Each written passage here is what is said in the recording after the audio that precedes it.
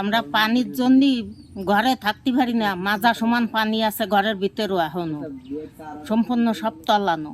এ পানি সরানোর কোনো লাইন নাই, আমরা এর মধ্যে পৌঁছতেছি। আজ 2 মাস ধরে এই অবস্থা। আপনারা নোয়াখালী যাচ্ছেন তেরান নিয়ে, আমরা কি মানুষ না? আমরা আগে দিক তাকান না, দেখেন না, খোঁজ খবর নেন না। আমাদের কি বেঁচে থাকার অধিকার নাই? আমরা কি বাঁচবো না? আমরা কি মরে যাব? প্রায় 2 মাস হয়ে গেল পানিতে ডোবা, কোনো খোঁজ খবর কেউ আজ পর্যন্ত কোনো নেতা ফেতা আসেও নাই, নেয়ও নাই। আমরা ওই ঘর বাড়ি থাকি, বাইরে থাকি, রান্না চুলাও নাই, কিছুই নেই। খাতাওয়ালাই গোসা করে দিয়া এইভাবে আমরা কাটাইতে আছি দিন। আচ্ছা, এই যে আপনারা যে বান্দা খাল কাটতে গেছেন, খাল ফুলি খালে কাটেন, তা পানি তো নামে না। দয়া করে একটু কাইটা দেন যাতে জনগণ বাঁচতে পারে, আমরা সবাই বাঁচতে পারি। সুষ্ঠুভাবে এই কাজটা পরিচালনা হচ্ছে না। যখনই আমরা কাজটা শুরু করি তখনই বিভিন্ন সমস্যার সামনে আসে।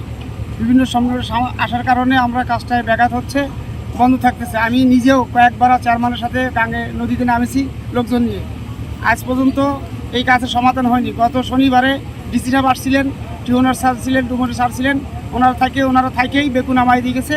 এখন কাজ চলতেছে, আমরা আশাবাদী এভাবে যদি আমাদের কাজে কোনো প্রতিবন্ধকতা না থাকে তাহলে আমাদের পানি সরবে। আমরা এলাকাবাসী 23টা গ্রাম পানির মধ্যে নিবেদিত, আমরা স্বস্তি নিঃশ্বাস পাবো, এটা আশা আমরা করতেছি। রেগুলেটর যেটার উপর আমরা দাঁড়ায় আছি, শোলমারি রেগুলেটর 10 ভ্যান, এই রেগুলেটরটা মূলত তৈরি করা হয়েছিল ওই সময় বিল ডাকাতিয়া জলাবদ্ধতার যে সমস্যা ছিল সেটা সলভ করার জন্য।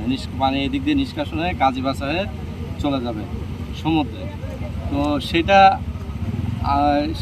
এটা করার জন্য প্রজেক্ট কেজেডিআরপি একটা প্রজেক্ট ছিল, এশিয়ান ডেভেলপমেন্ট ব্যাংকের অর্থায়নে। সেই প্রজেক্টের আন্ডারে এখানে দেখেন আপনি, এখানে একটা ড্রেজার অকার্যকর হয়ে আছে।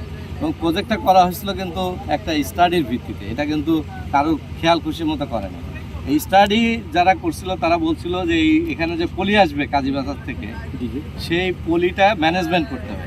সেইটাকে এই ড্রেজার, এই জন্য এখানে একটা রাখতে হবে, এই ড্রেজার দিয়ে এটা সবসময় এই পলিটা অপসারণ করতে হবে। সেটাই বেশ কিছুদিন করা হয়েছে। অল্প কিছু, মানে এটা কত বছর হয়েছে আমি জানি না, আমি আসছি এখানে মাত্র 8 মাস যাব। তো এখানে আমি আসার পরেই দেখলাম যে এই ড্রেজারটা নষ্ট। তারপরে আমি ঢাকাতে আমাদের হেড অফিসে যোগাযোগ করছি যে এটাকে এর বিকল্প কিছু করা যায় কিনা। এখন পর্যন্ত ওটার কোনো সমাধান হয়নি। তবে আমরা যেটা করেছি, এইখানে আমরা ভবদার থেকে একটা লেসন নিয়ে এখানে 2টা পাম্প লাগানোর ব্যবস্থা করছি, বড় পাম্প 35 কিউসেকের 2টা পাম্প। এটা জার্মানি থেকে আসবে। এটা আমাদের দুর্ভাগ্য যে এরকম বড় একটা কন্টিনিউয়াস বৃষ্টি হলো আর কি, না হলে হয়তো এত বড় বিপর্যয় হতো না।